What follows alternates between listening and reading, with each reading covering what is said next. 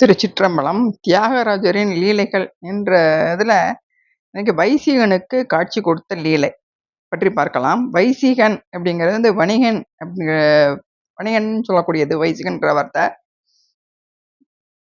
இந்த மாருதிபுரம் அப்படிங்கிற ஒரு ஊர்ல பொன்னணியான் என்ற ஒருத்தன் வணிகன் இருக்கான். அவன் பூர்வ புண்ணிய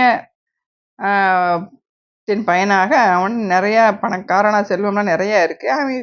அவன் சிறிதும் கர்வம் அடையாம பல நல்ல குணங்கள் அவன்கிட்ட இருக்கு.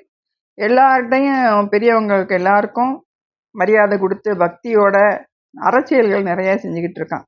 அதாவது யாரு என்ன கேட்டாங்களோ இல்லை என்று சொல்லாமல், வஸ்திரங்களானாலும் சரி, திரவியங்களானாலும் சரி, தானியங்கள் அவங்களுக்கு எது திருப்தி படுமோ அந்த வகையில அவன் அறம் செஞ்சுக்கிட்டு இருக்கான். பசின்னு வந்தவங்களுக்கு அவன் தேவாமிர்தம் போல உணவு கொடுப்பானா. யாசகர்கள் எந்த பொருளை கேட்குறாங்களோ அவங்களுக்கு அந்த விதமான பொருட்களை அப்போதே எந்த தாமதமும் இல்லாம கொடுக்கக்கூடியவன். முகம் வளர்ச்சியோட யாசகர்களுக்கு தானம் செஞ்சதுனால அவங்க எல்லாரும் இவனை கர்ணன் சொல்றாங்க, காமதேனுன்னு சொல்றாங்க, கற்பக விருட்சம் அப்படிலாம் சொல்லி இவனை ரொம்ப பெருமையா பேசுறாங்க. இவனுடைய பெருமை நாலா பக்கமும் பரவுது. அப்ப கும்பல் கும்பலா அவன்கிட்ட அவங்க விருப்பங்களுக்கு கேட்டு நிறைவேற்றிட்டு போறாங்க. ஒரு வருஷம் சித்திரை மாசத்துல சூரிய கிரண புண்ணிய காலம் வந்துச்சு. அப்ப அந்த பொன்னணியான் என்று சொல்லக்கூடியவன் திருவாரூர் போய் அங்க கமலாலயத்தில் நீராடி பித்திருக்களுக்கெல்லாம் தர்ப்பணம் செய்கிறாரு. அங்க அந்தனர் முதலியானவங்க எல்லாருக்கும் அவங்க யார் யார் என்ன யாசித்து கேட்குறாங்களோ அதையெல்லாம் கொடுத்தாரு. அதனால அவருக்கு தானபதி அப்படின்னு ஒரு பெயர் சூட்டிடுறாங்க. அவர் தேவாலயங்கள் கைங்கரியத்துக்கோ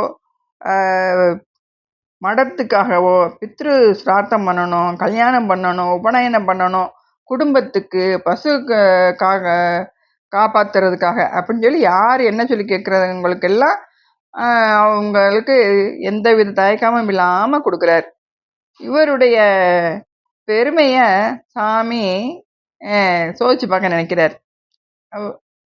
அப்ப என்ன செய்யறாரு, திருவாரூர்ல தங்கி இருக்கும் பொழுது ஒரு நாள் தியாகராஜர் பிரம்மச்சாரி வேடம் பூண்டு மாளிகைக்கு வர்றாரு. அப்படி வருவதைய அறிஞ்சு இந்த தானபதி எதிர்கொண்டு அழைத்து அவருக்கு ஆசனமெல்லாம் கொடுத்து அங்கே அமைதிப்படுத்தி அவருக்கு வேணுங்க, உங்களுக்கு அடியேனால ஆக வேண்டியது என்ன கட்டளையிட்டா நான் அதை செய்ய காத்திருக்கிறேன் அப்படின்னு சொல்லி பணிவோட கேட்குறாரு. அது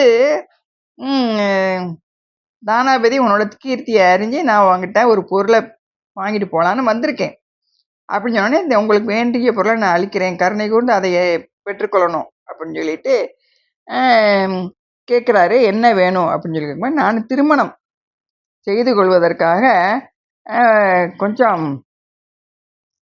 பணம், என்ன சொல்றது,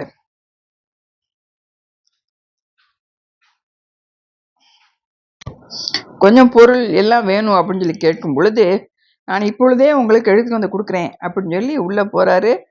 தியாகராஜர் என்ன செய்யறாரு, தன்னோட மாயையால அந்த பெட்டியில அவர் வச்சிருந்த பெட்டியில இருக்கிற செல்வங்கள் எல்லாம் மறைந்து போகும்படி செஞ்சிடறாரு.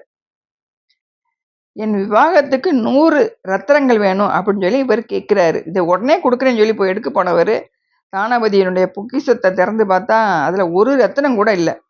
நேத்து 2 லட்சம் ரத்தினங்கள் இருந்தனவே, அப்ப இப்ப எல்லாம் எங்க போச்சுன்னு தெரியலையே அப்படின்னு சொல்லி அவரு ரொம்ப கலங்கி போய், இப்போ இந்த பிரம்மச்சாரிக்கு 100 ரத்தினங்களை நான் எப்படி கொடுப்பேன் அப்படின்னு சொல்லி ரொம்ப கலக்கம் அடைஞ்சு தன்னுடைய மனைவி கிட்ட சொல்லி அழுகிறாரு. அப்ப அந்த மனைவியானவள் என்ன சொல்றா, கவலைப்படாதீங்க, சில மாதங்களுக்கு முன்னாடி ஒரு சன்னியாசி உங்களோட பேசிக்கிட்டு இருக்கும்பொழுது உன்னுடைய தான சிறப்பையெல்லாம் புகழ்ந்துட்டு உன்னுடைய வலது கண்ணில பத்மநாக ரத்தினங்கள், இத பத்மராக ரத்தினங்கள்லாம் இருக்கதா சொன்னார். அது இப்ப நீ உன் கண்ணை பிடுங்கியாவது இந்த பிரம்மச்சாரிக்கு கொடுத்து உங்களுடைய அந்த சொன்ன வாக்கு தவறாம நீங்க கொடுங்க அப்படின்னு சொல்லி அந்த அம்மா அவங்களுக்கு தைரியம் சொல்றாங்க. உடனே தானாபதி ரொம்ப மகிழ்ச்சி அடைஞ்சிறார்.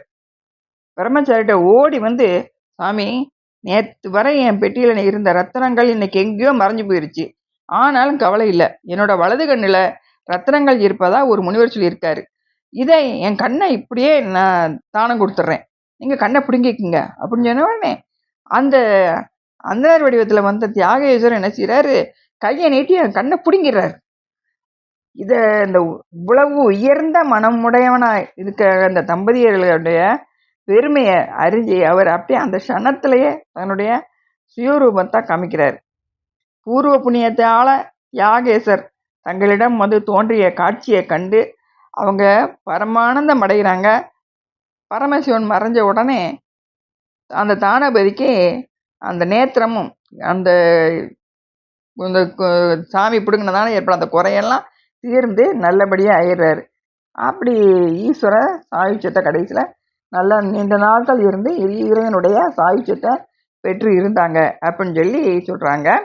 இப்போ இந்த கதையின் மூலம் நம்ம என்ன அறியலாம் அப்படின்னா, அடியேனுக்கு தெரிஞ்ச வரையில் நம்ம கொடுத்த வாக்கை மாற்றக்கூடாது. என்ன கஷ்டம் வந்தாலும் நம்ம வாக்கு தவறாமல் இருக்கணும் அப்படிங்கிறத இதில் சொல்லணும். அடியேன் அறிஞ்சுக்கிட்டது.